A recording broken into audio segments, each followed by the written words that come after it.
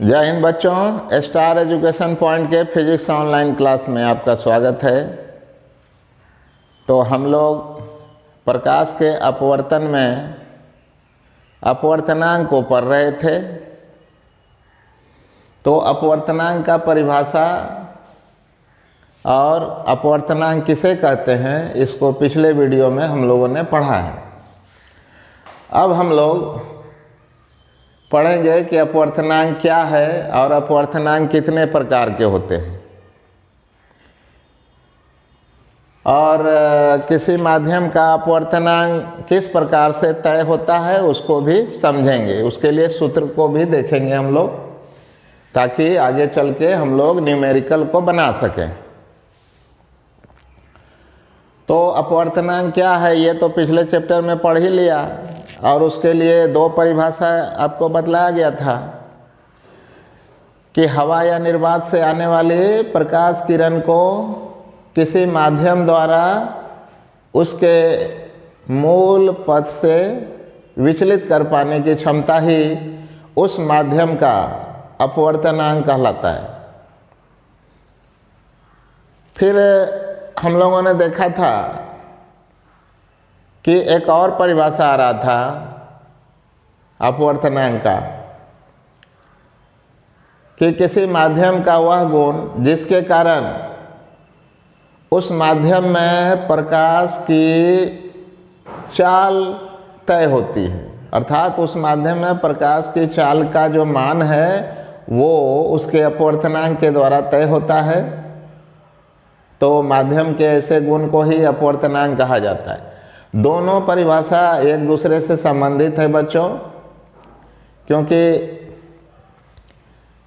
अपवर्तनांक ज़्यादा होने का मतलब है कि प्रकाश किरण अपने मूल पथ से ज़्यादा विचलित होती है, और अपवर्तनांक जो है प्रकाश की चाल से भी संबंधित होती है।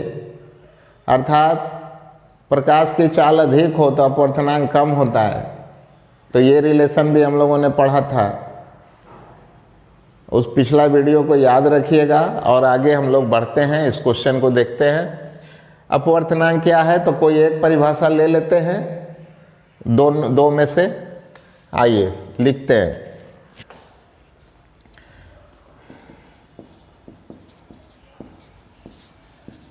माध्यम का वह गुण जिसके द्वारा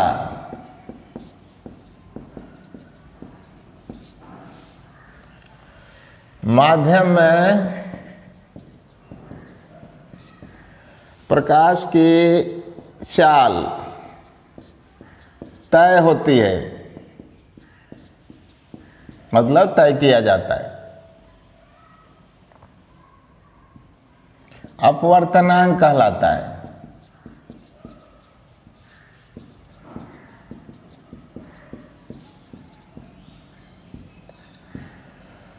जिसे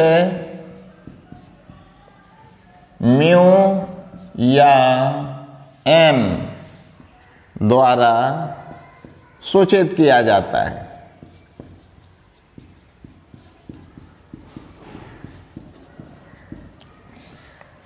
म्यू या एम द्वारा सूचित किया जाता है बच्चों। माध्यम का कोई अपवर्तनांक, माध्यम का कोई मात्रक या बीमा नहीं होता है। क्यों नहीं होता है, अभी पढ़ेंगे सापेक्ष और निरपेक्ष अपवर्तनांक तो समझ पाएंगे। परिभाषा इतना ही सा है बच्चों कि माध्यम का वह गुण जिसके द्वारा माध्यम में प्रकाश की चाल तय होती है अपवर्तनांक कहलाता है, जिसे म्यू या एन द्वारा सूचित किया जाता है। इसमें आपको बतलाया गया था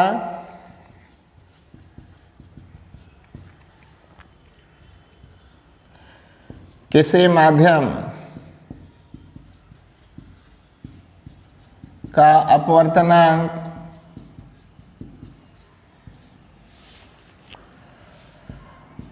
अपवर्तनांक का मतलब म्यू भी लिख सकते हैं, उस माध्यम में प्रकाश की चाल अर्थात सी के व्युत्क्रमानुपाती होता है, अर्थात म्यू व्युत्क्रमानुपाती ये सी, ठीक ना, ये होता है बच्चों। चलिए अब परिभाषा लंबा नहीं करते हुए अपवर्तनांक के प्रकार को देखते हैं।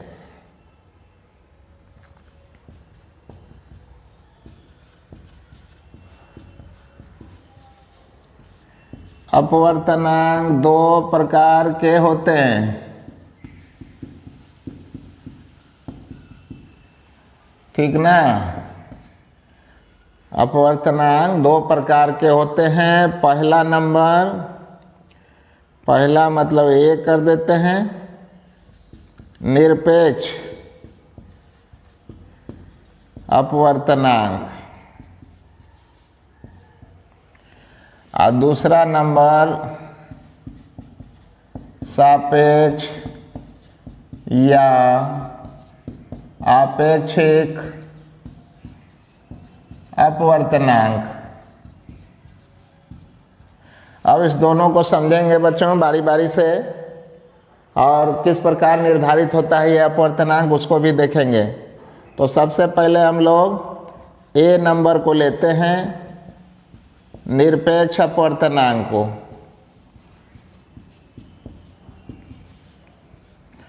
अंग्रेजी में एब्सोल्यूट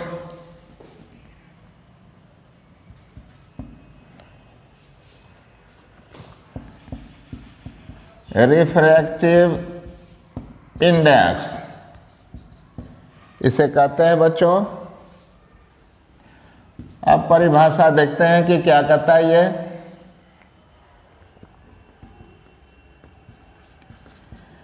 हवा या निर्वात की अपेक्षा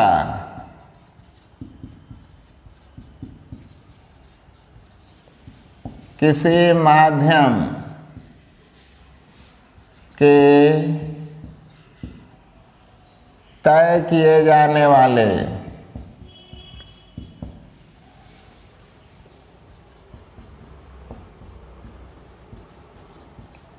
अपवर्तनांक को ही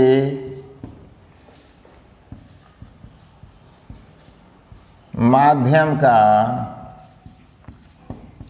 निरपेक्ष अपवर्तनांक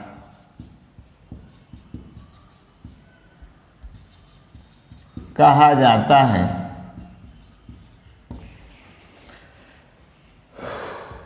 क्या लिखा है बच्चों, देखिए। हवा या निर्वात की अपेक्षा, देखिए बच्चों, हवा या निर्वात का जो अपवर्तनांक है वो 1 मानी जाती है, 1। निर्वात का 1 होता है, हवा का 1.00029 होता है, तो लगभग तो 1 ही मान लेते हैं। तो ये एक तरह का स्टैंडर्ड पैमाना हो गया, ठीक ना। और उसी से किसी अन्य माध्यम का भी अपवर्तनांक मापा जाता है। इसीलिए यहाँ पर लिखा गया है कि हवा या निर्वात की अपेक्षा किसी अन्य माध्यम के तय किए जाने वाले अपवर्तनांक को माध्यम का निरपेक्ष अपवर्तनांक कहेंगे। हवा या निर्वात की अपेक्षा किसी अन्य माध्यम का तय किया जाने वाला जो अपवर्तनांक है उसे ही निरपेक्ष अपवर्तनांक कहा जाएगा बच्चों। और ये तय कैसे होगा वो अब समझते हैं इस प्रकार से, ठीक ना। तो हालांकि इसको दूसरे प्रकार से भी परिभाषित कर सकते हैं कि हवा या निर्वात में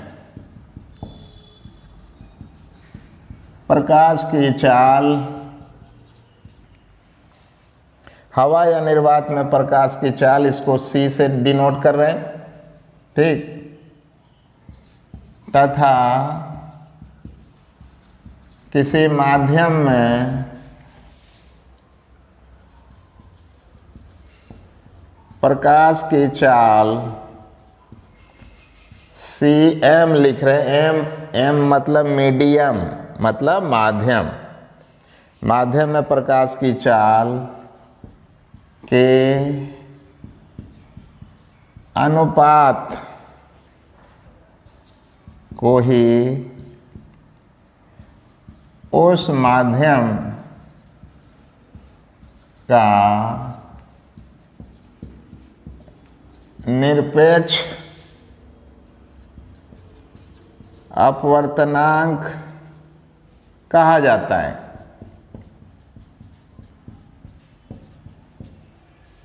क्या लिखा है बच्चों? हवा या निर्वात में प्रकाश की चाल c तथा माध्यम में प्रकाश की चाल cm, m फॉर मीडियम, के अनुपात को ही उस माध्यम का निरपेक्ष अपवर्तनांक कहा जाता है। अर्थात हवा या निर्वात में प्रकाश की चाल c और माध्यम में प्रकाश की चाल cm के अनुपात द्वारा ही निरपेक्ष अपवर्तनांक किसी माध्यम का तय किया जाता है बच्चों। ठीक ना, इस प्रकार से।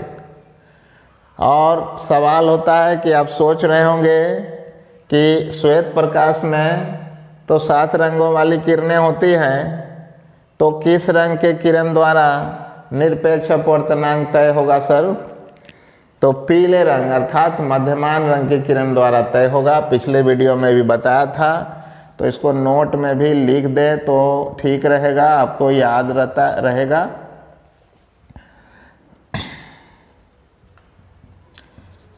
पीले रंग वाली अर्थात मध्यमान किरण द्वारा, ठीक ना, पीले रंग वाली अर्थात मध्यमान किरण, पीले रंग वाली माने मध्यमान किरण द्वारा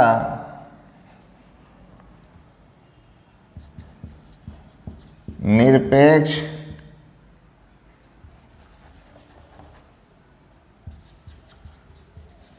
किसी माध्यम के निरपेक्ष अपवर्तनांक को निर्धारित किया जाता है।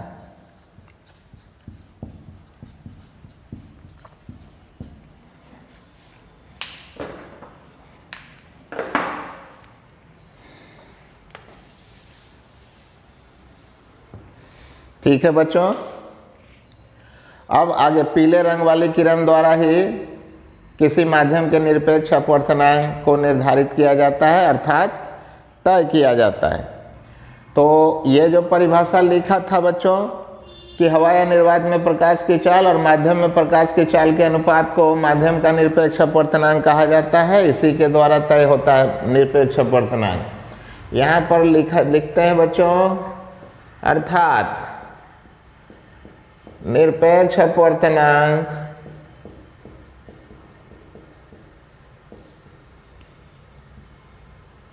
इस प्रकार से लिखेंगे, हवा या निर्वात में प्रकाश की चाल बटे माध्यम में प्रकाश की चाल। यही हो गया सूत्र बच्चों। इसका क्या मतलब है?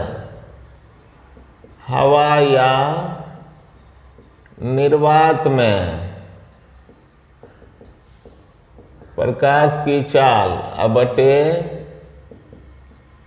माध्यम में प्रकाश की चाल। तो यही सूत्र हो गया बच्चों। इसी सूत्र के द्वारा हम निरपेक्ष अपवर्तनांक को क्या करते हैं? तय करते हैं। ठीक ना। तो यहाँ ध्यान से देखिए, यहाँ ऊपर भी चाल है, नीचे भी चाल है ना। मतलब ऊपर प्रकाश की चाल है, नीचे प्रकाश की चाल है, निर्वात में प्रकाश की चाल, माध्यम में प्रकाश की चाल। तो चाल का मात्रक मीटर पर सेकेंड और नीचे भी मीटर पर सेकेंड, तो दोनों मात्रक कैंसिल हो जाएगा यही वजह है कि अपवर्तनांक का कोई मात्रक या विमा नहीं होता है, ठीक ना। अपवर्तनांक का कोई मात्रक या विमा नहीं होता है, ठीक। यहाँ पर लिख सकते हैं अपवर्तनांक का कोई भी मात्रक या विमा नहीं होता है, ठीक। तो ये भी हम लोगों ने लिख लिया है बच्चों, ठीक है। अब कुछ अपवर्तनांक को देखते हैं कि किस प्रकार से निर्धारित कर पाते हैं हम लोग। तो आइए कुछ एग्जाम्पल ले लेते हैं।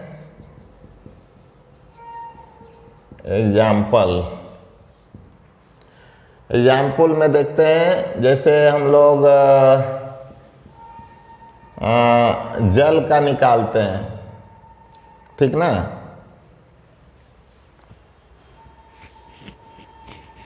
या अच्छा पहले निकालने देते हैं। जल का निरपेक्ष अपवर्तनांक। बच्चों ऐसा है कि निरपेक्ष अपवर्तनांक को केवल अपवर्तनांक भी बोल लेते हैं हम लोग, ठीक ना। तो याद रखिएगा कि जब केवल अपवर्तनांक बोलेंगे किसी माध्यम का तो निरपेक्ष अपवर्तनांक ही होगा। तो जल का निरपेक्ष अपवर्तनांक कैसे लिखेंगे? तो ये देखिए, जल के लिए यहाँ म्यू डब्लू लिखा, डब्लू मीन्स वाटर, ऐसे लिखेंगे। तो सूत्र देखिए, यहाँ डब्लू लिखेंगे तो यहाँ भी डब्लू लिखेंगे, तो सी बटे सी डब्लू हो जाएगा बच्चों, ठीक ना। तो इसका मतलब है, आइए इधर देखते हैं, इसका मतलब है कि जल का अपवर्तनांक सी है क्या बच्चों? निर्वात में प्रकाश की चाल है। प्रकाश की चाल तो आपको पढ़ चुके हैं। निर्वात में प्रकाश की चाल 3 × 10⁸ मीटर पर सेकेंड होता है, और जल में प्रकाश की चाल 2.25 × 10⁸ मीटर पर सेकेंड, कहीं कहीं 2.26 भी लिखता है। तो आइए वही ले लेते हैं, 2.25 × 10⁸ मीटर पर सेकेंड। तो बच्चों 10⁸ और मीटर पर सेकेंड, इस सब कट जाएगा, बचेगा क्या? 3/2.25, मतलब क्या हो गया? 300 बटे हो गया 225, और भाग दीजिएगा तो 1.33 हो जाएगा। तो देखिए, जल का निरपेक्ष अपवर्तनांक इसी प्रकार निर्धारित हुआ। और भी उदाहरण लेते हैं बच्चों, और किसका ले लें? साधारण कांच का ले लेते हैं, ठीक ना। तो साधारण कांच का निरपेक्ष अपवर्तनांक,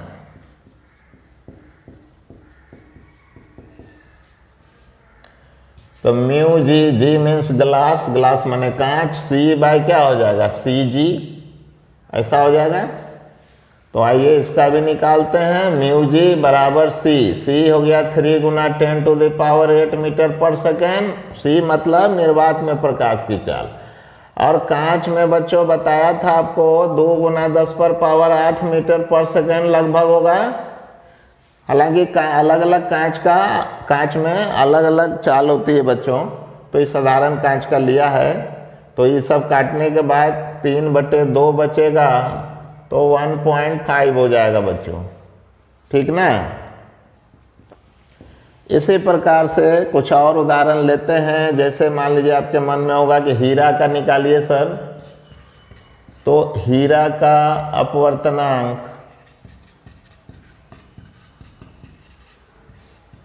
म्यू डायमंड, तो C/C डायमंड, C हो गया 3 × 10⁸ मीटर पर सेकेंड, और डायमंड में 1.24 होता है गुना 10⁸ मीटर पर सेकेंड बच्चों, ये होता है।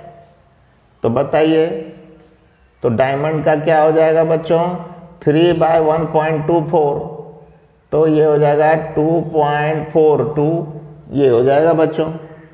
तो इसी प्रकार से अलग अलग माध्यम में यदि आपको प्रकाश का चाल मालूम है तो ऊपर में निर्वात वाला लिख दीजिएगा और नीचे में माध्यम वाला चाल लिख दीजिएगा, और दोनों के अनुपात का मान जो होगा वही उस माध्यम का निरपेक्ष अपवर्तनांक होगा बच्चों। ठीक है, कुछ निरपेक्ष अपवर्तनांक जो पुस्तक में लिखी रहती है उसका कुछ मान हम यहाँ पर लिखते हैं बच्चों।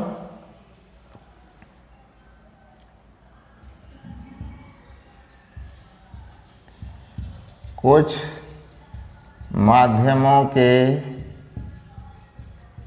निरपेक्ष अपवर्तनांक,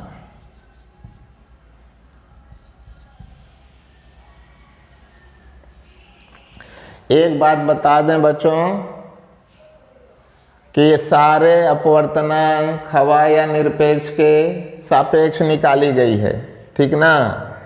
तो ये जो आप देख रहे हैं दाएं तरफ कुछ लिखा है, बाएं तरफ कुछ भी नहीं लिखा है, तो बाएं तरफ कुछ भी नहीं लिखा हो तो समझना चाहिए इधर हवा या निर्वात लिख सकते हैं। क्या मतलब हुआ, जैसे ये वाला है इसको आप जो है कैसे लिख सकते हैं, तो ऐसे लिख सकते हैं, म्यू डब्लू इधर लिख सकते हैं, इधर एयर लिख सकते हैं या जीरो लगा सकते हैं शून्य के लिए। ये दोनों चीज़ बच्चों सेम ही है।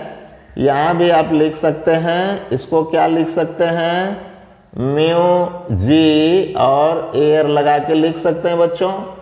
ठीक, तो कहिएगा कि सूत्र में सर, सूत्र में भी ए लगा सकते हैं, इधर सूत्र में भी लगा सकते हैं और यहाँ भी लगा सकते हैं, ए लगा सकते हैं और नहीं भी लगा सकते हैं। तो नहीं लगाने का मतलब होगा कि एयर है इधर या फिर हवा है या निर्वात है, निर्वात होगा तो शून्य, तो इसको नहीं लिखी जाती है। जब कभी ज़रूरत हो तब लिखते हैं, नहीं तो नहीं के बराबर ही लिखते हैं, ठीक ना। तो इसलिए उसमें चिंता करने की कोई बात नहीं है। ये दोनों चीज़ें क्या है, सेम सेम है। आपको बता दिया ताकि आप कंफ्यूज ना हो। ठीक, चलिए आगे बढ़ते हैं और कुछ का लिखते हैं। जैसे निर्वात का अपवर्तनांक, या एक चार्ट बना लेते हैं। ऐसे लिखने में तो लंबा हो जाएगा, ठीक ना। तो बच्चों इधर लिख देते हैं माध्यम और इधर लिख देते हैं अपवर्तनांक। ऐसे ठीक रहेगा। तो माध्यम में जैसे मान लीजिए कि निर्वात लिखते हैं बच्चों, तो निर्वात का 1 माना जाता है अपवर्तनांक, ठीक ना। फिर जैसे हवा, हवा को तो हवा या वायु कहते हैं बच्चों, ठीक। तो इसका 1.00029 ऐसे, ठीक है। या बहुत जगह पर 1.0003 भी लिखता है, तो वो भी लिख सकते हैं मिनिमाइज करके, कोई दिक्कत नहीं है। चलिए आगे देखते हैं हम लोग। हवा का ले लिया, जल, जल को पानी भी कहते हैं, शुद्ध पानी, उसका अपवर्तनांक 1.33, कहीं कहीं 1.34 भी लिखता है। चलिए जो भी लिखिए लगभग वही है। फिर जैसे बर्फ का अपवर्तनांक, बर्फ का भी होगा, बर्फ के लिए तो खाली नाम लिख देते हैं बर्फ, ठीक ना। खाली बर्फ लिख देते हैं। तो बर्फ का अपवर्तनांक 1.31। किरासन तेल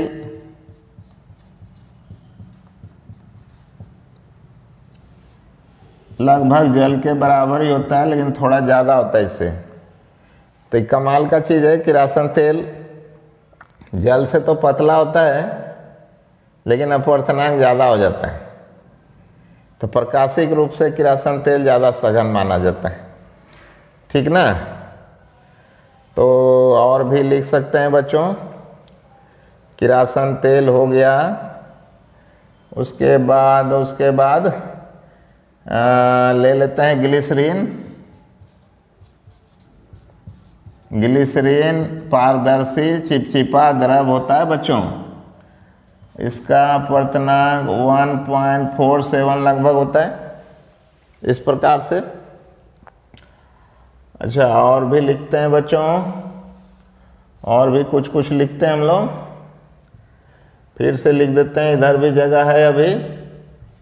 माध्यम और अपवर्तनांक, तो कुछ माध्यमों के लिए याद कर लीजिएगा, बार बार ज़रूरत पड़ती है। तो ग्लिसरीन हो गया, इधर साधारण कांच, साधारण कांच का 1.50। और भी प्रकार के कांच होंगे बच्चों, जिसमें कि क्राउन कांच, फ्लिंट कांच, क्वार्ट्ज कांच अलग अलग होगा, तो उतना करने की ज़रूरत नहीं है, याद कर लीजिएगा साधारण कांच का, ठीक। इसके अलावा एक लिक्विड है बेंजीन, दिखने में तो पतला है, लेकिन अपवर्तनांक कांच से भी ज़्यादा है, 1.61, ठीक। फिर माणिक्य पत्थर,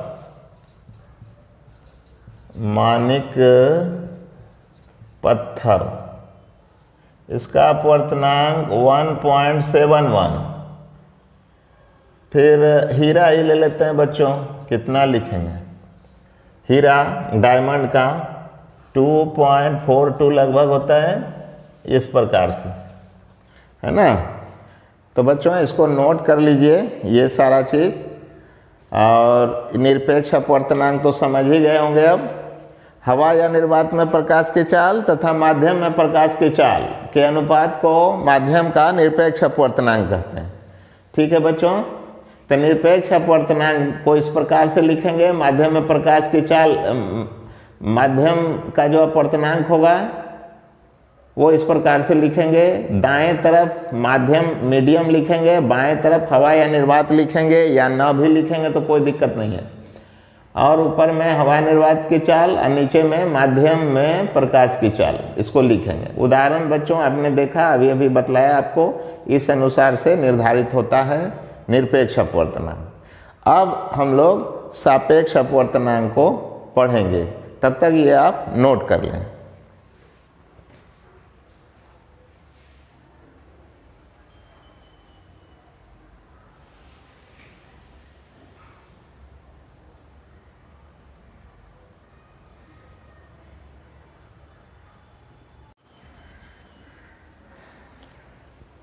तो बच्चों आपने नोट कर लिया निरपेक्ष अपवर्तनांक को।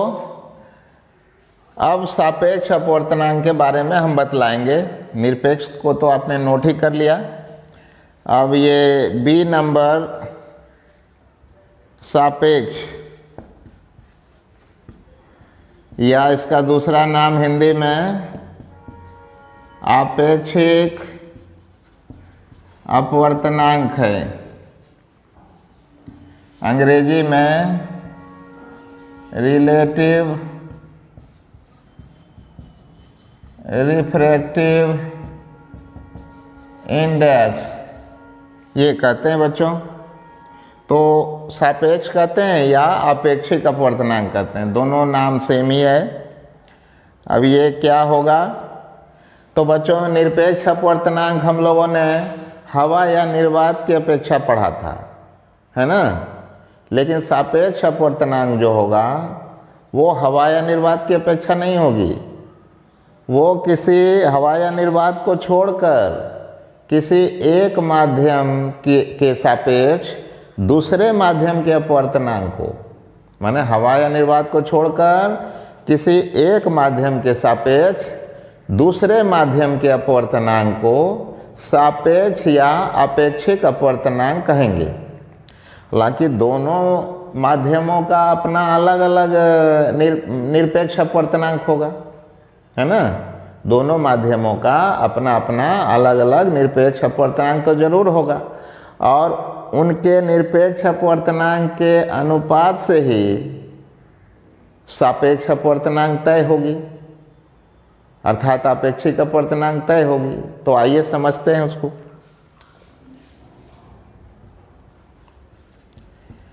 हवा या निर्वात की अपेक्षा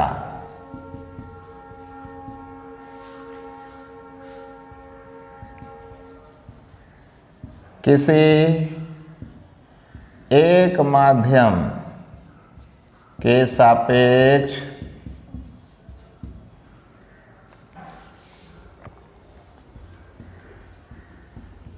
दूसरे माध्यम के अपवर्तनांक को ही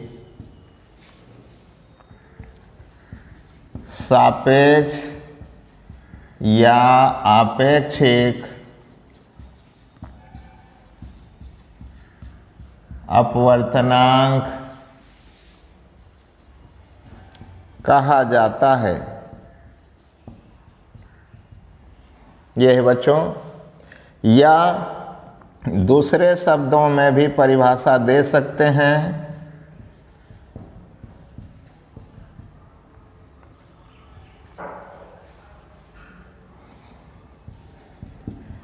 दो माध्यमों के निरपेक्ष अपवर्तनांकों के अनुपात को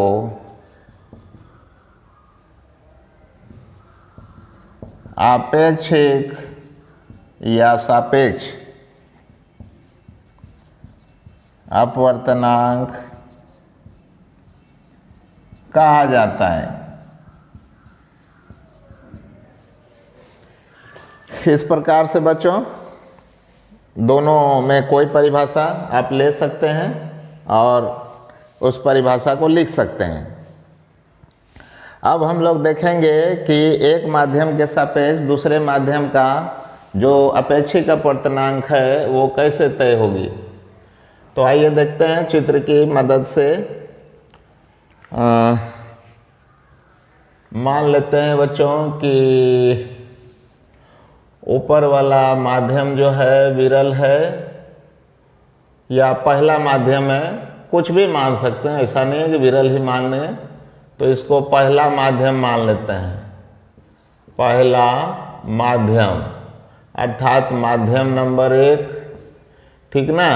इसमें प्रकाश की चाल मान लेते हैं c1 है। इस माध्यम में प्रकाश का जो तरंग दैर्घ्य है बच्चों वो मान लेते हैं λ1 है, और इस माध्यम का अपवर्तनांक कितना है, μ1 है, ऐसा मान लेते हैं। अब नीचे वाला जो माध्यम है माध्यम नंबर 2, इसमें लिख देते हैं दूसरा माध्यम।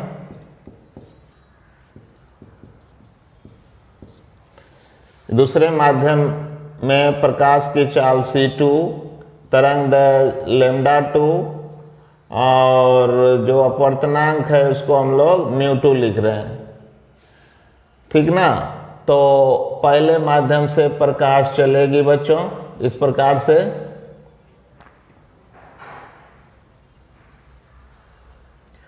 और यदि पहला माध्यम विरल हुआ दूसरा सघन हुआ तो अपने मूल पथ से विचलित होकर के इधर चली जाएगी। ये हो गया आपतन कोण और ये हो गया अपवर्तन कोण। ये हो गया आपतन बिंदु, ये अभिलंब हो गया, ये सब तो आप पहचानते ही हैं। और ये हो गया अपवर्तक सतह। अपवर्तक सतह का मतलब दोनों माध्यमों को अलग करने वाली सतह को ही क्या कहेंगे, अपवर्तक सतह, ठीक है। तो अब इतना जब मान लेंगे तब हम लोग जो है अपवर्तनांक को तय कर पाएंगे। इधर इसको घेर देते हैं और यहीं से लिखना शुरू करते हैं। लिखना शुरू करते हैं कि यदि चित्र में ऐसा लिख के करते हैं, चित्र में पहले माध्यम का अपवर्तनांक μ1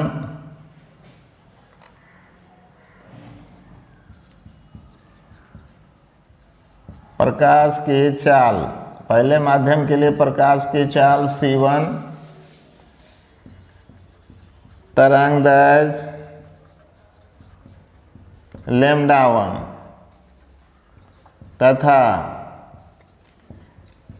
दूसरे माध्यम का अपवर्तनांक μ2, दूसरे माध्यम में प्रकाश की चाल c2 तथा तरंग दैर्घ्य λ2 हो।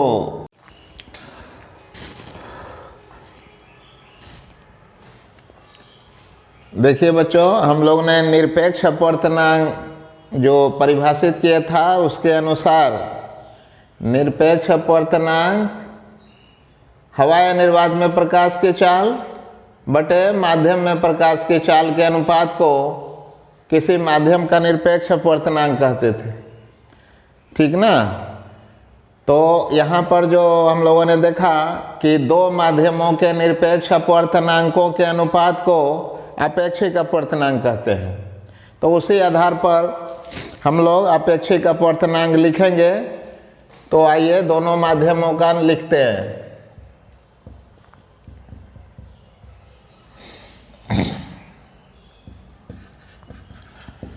पहले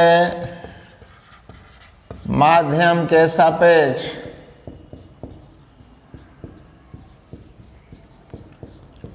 दूसरे माध्यम का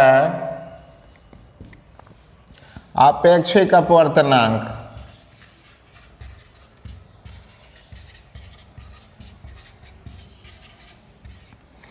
किसके सापेक्ष? पहले माध्यम के सापेक्ष। तो बच्चों इसका संकेत सिंबल इस प्रकार से होगा कि जिसके सापेक्ष अपवर्तनांक निकालेंगे उसको बाएं रखेंगे, ठीक ना, और जिसका अपवर्तनांक निकालेंगे दूसरे माध्यम का अपेक्षिक अपवर्तनांक, तो जिसका अपवर्तनांक लिखेंगे उसको दाएं लिखेंगे। ठीक है? तो इधर लिखेंगे सापेक्ष वाले और इधर लिखेंगे जिसका अपवर्तनांक निकाल रहे हैं। तो पहले माध्यम के सापेक्ष दूसरे माध्यम का अपवर्तनांक, ऐसे पढ़ेंगे इसको। और बच्चों यहाँ पर देखिए, याद रखिए जो दाएं लिखा है उसको ऊपर की ओर लिखेंगे और जो बाएं लिखा है उसको नीचे की ओर लिखेंगे। क्या मतलब है? अभी अभी बताया कि दो माध्यमों के निरपेक्ष अपवर्तनांकों के अनुपात को अपेक्षिक अपवर्तनांक कहते हैं। तो दो माध्यम में ये दूसरा माध्यम का निरपेक्ष अपवर्तनांक ऊपर लिखेंगे और पहला माध्यम का निरपेक्ष अपवर्तनांक को नीचे लिखेंगे, और दोनों माध्यमों के निरपेक्ष अपवर्तनांक से ही अपेक्षिक अपवर्तनांक तय होगा बच्चों। और ये पढ़ेंगे पहले माध्यम के सापेक्ष दूसरे माध्यम का सापेक्ष या अपेक्षिक अपवर्तनांक। ठीक है? अब आइए इसको लिखते हैं। अभी अभी आपने देखा कि निरपेक्ष अपवर्तनांक इस प्रकार से लिखा जाता है। तो यहाँ पर 2 लिखा हुआ है, तो यहाँ 2 देंगे तो नीचे भी 2 देंगे। तो यहाँ पर हो जाएगा हवा या निर्वात में चाल बटे दूसरे माध्यम में चाल। फिर हो जाएगा हवा या निर्वात में चाल बटे पहले माध्यम में चाल। ऐसे लिखेंगे बच्चों। ठीक है? उसके बाद इसको पलट दीजिए। पलट देने के बाद क्या हो जाएगा? ये c/c2 गुना हो जाएगा c1/c। ये दोनों को काट सकते हैं। c यहाँ पर क्या होगा? ये दोनों कैंसिल हो जाएगी, इसलिए इसको लिखेंगे बच्चों पहले माध्यम के सापेक्ष दूसरे माध्यम का अपवर्तनांक, ये जो दाएं है ऊपर, जो बाएं है नीचे, और प्रकाश की चाल पलट जाएगी। देखिए यहाँ पर μ2 है तो यहाँ C1 हो जाएगा, यहाँ पर हो जाएगा C1 और यहाँ पर हो जाएगा C2, इस प्रकार से लिखेंगे। तो ये दोनों μ और C एक दूसरे के व्युत्क्रम होता है, इसीलिए ऐसा लिखा जाए। लेकिन यहाँ पर बच्चों हम लोग पहले से जानते हैं कि C बराबर न्यू लैम्डा होता है, ठीक ना। तो आर न्यू क्या होता है, ये कांस्टेंट है, आवृत्ति कांस्टेंट होती है, तो C समानुपाती क्या होगा, ये लैम्डा होगा, ठीक। इसीलिए C1 के सामने हम लोग क्या लिखेंगे, लैम्डा 1, और इसके सामने क्या लिखेंगे, लैम्डा 2। इस प्रकार से ये पूरा सूत्र बन जाएगा। ये देखिए इस प्रकार से बच्चों ये सूत्र बन चुका है। इस सूत्र को आप याद रखिएगा, इसको कोई समीकरण मानना है तो मान लीजिए। देखिए तो ये हो गया क्या, पहले माध्यम के सापेक्ष दूसरे माध्यम का अपवर्तनांक। याद रखिएगा न्यूमेरिकल बनाते समय भी पहले माध्यम के सापेक्ष दूसरे माध्यम का अपवर्तनांक कैसे लिखेंगे, तो जो दाएं रहेगा उसको ऊपर लिखेंगे, जो बाएं रहेगा नीचे लिखेंगे।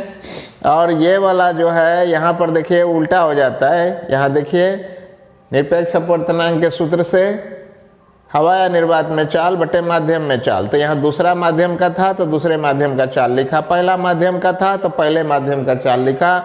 ये पलटने के बाद दोनों C कट जाएगा, C1/C2। तो याद रखिएगा ये चाल पलट जाती है, ठीक ना।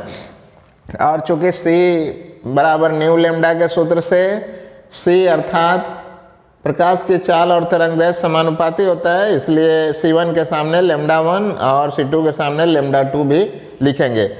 बच्चों न्यूमेरिकल जो है इस रिलेशन से भी आता है, बिहार बोर्ड में इससे भी पूछा है, मतलब चाल और तरंगदैर्घ्य में संबंध से भी पूछता है, तो उससे भी इसी सूत्र से हम लोग बना पाएंगे। इसी प्रकार बच्चों यदि उल्टा हमको लिखना पड़ जाए, क्या उल्टा, कि दूसरे माध्यम के सापेक्ष दूसरे माध्यम के सापेक्ष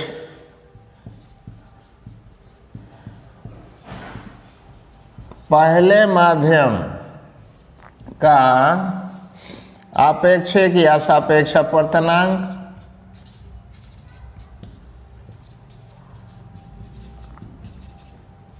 ये लिखना हो तो फिर देखेंगे दूसरे माध्यम के सापेक्ष। तो हमने बतलाया था जिसके सापेक्ष होगा उसको बाएं लिखेंगे, तो इस बार दूसरा माध्यम को बाएं लिखेंगे और पहला माध्यम को दाएं लिखेंगे, ठीक ना। जिस माध्यम का अपवर्तनांक निकालना है उसको दाएं लिखना है।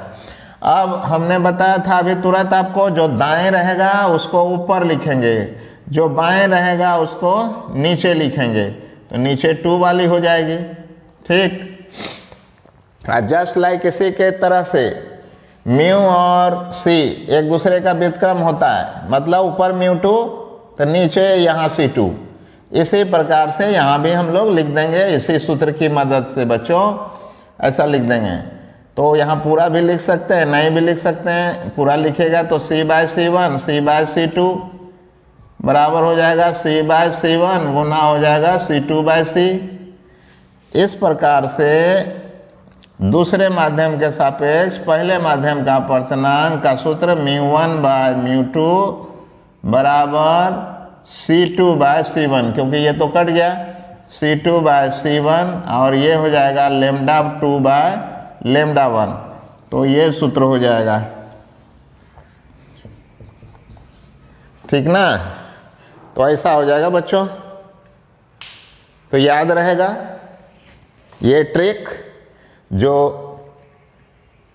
जो दाएं है वो ऊपर रहेगा, बाएं वाला नीचे, दाएं वाला ऊपर बाएं वाला नीचे, अपवर्तनांक माने निरपेक्ष वाला सूत्र में, ठीक ना। लेकिन चाल वाला में अलग होगी, तो इस प्रकार से आप लोग याद रखिएगा, ठीक है बच्चों।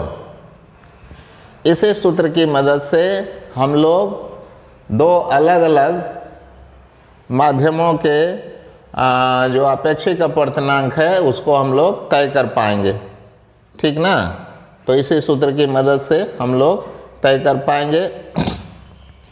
थोड़ा सा एक एग्जाम्पल आपको दिखा देते हैं यहाँ पर, ताकि आगे न्यूमेरिकल जब बनाएंगे तो आसान रहेगी।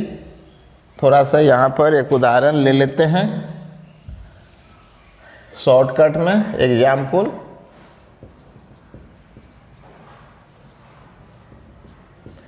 मान लीजिए एक ऐसा न्यूमेरिकल हो जिसमें दिया हो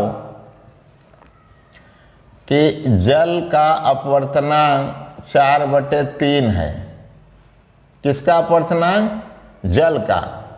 पूरा नाम भी चाहे तो आप लिख देते हैं, ऐसे लिखते हैं जल का अपवर्तनांक दिया हो μw बराबर 4/3, ठीक ना। और दिया हो कि कांच का जो अपवर्तनांक है म्यू ग्लास ये 3/2 है, ऐसा दिया हो। तो आपको यदि निर्धारित करना हो कि जल के सापेक्ष कांच का अपवर्तनांक, जल के सापेक्ष, तो जिसके सापेक्ष होता है उसको बाएं लिखते हैं और जिसका होता है दाएं लिखते हैं। ये क्वेश्चन है बच्चों। यदि इस प्रकार से क्वेश्चन दिया रहेगा तो कैसे सॉल्व करेंगे? ये देखिए, तो यही तो निकालना है। तो जो दाएं रहेगा उसको ऊपर लिखेंगे और जो बाएं रहेगा उसको नीचे लिखेंगे। ऊपर वाले का मान 3/2 है और नीचे वाले का मान 4/3 है। तो इस प्रकार से देखिए 3/2 और ये पलट जाएगा बच्चों, ऊपर चला जाएगा तो 3 क्या हो जाएगा? ये 4 हो जाएगा, है ना। तो ये क्या हो जाएगी? 8, ये 3 थिया के 9 क्या हो जाएगा? 8। इस प्रकार से हो जाएगा ये वाला। लेकिन यदि उल्टा हो, यदि उल्टा पूछे, मतलब उल्टा में क्या कर सकता है? यदि आपको कहेगा कि गिलास के सापेक्ष पानी का अपवर्तनांक बताइए, उल्टा, तब क्या कीजिएगा? जो दाएं है ऊपर ले लीजिएगा, जो बाएं है वो नीचे ले लीजिएगा। ऊपर वाले का मान 4/3 हो जाएगी, नीचे वाले का मान 3/2 हो जाएगा बच्चों, है ना। इस प्रकार से तो 4/3 गुना क्या हो जाएगा? 2/3, 4 दूनी 8 क्या हो जाएगा? 9। तो समझ में आ गई होगी। यदि उल्टा होगा तो इस प्रकार से पूछेगा ये वाला, ठीक ना, तो इसका आंसर ये वाला होगा। और ये पूछेगा तो इसका आंसर ये वाला होगा। तो इस प्रकार से इस सूत्र की मदद से हम लोग क्या करेंगे? निकाल सकते हैं। आगे जब न्यूमेरिकल हम लोग बनाएंगे तो और अच्छी तरह से समझ पाएंगे बच्चों, ठीक है। तो आशा है कि आपने सापेक्ष और निरपेक्ष दोनों अपवर्तनांकों को अच्छी तरह से देखा होगा और समझ लिया होगा। तो बच्चों तब तक आप पढ़ें, मिलते हैं अगले क्लास में। आपका धन्यवाद।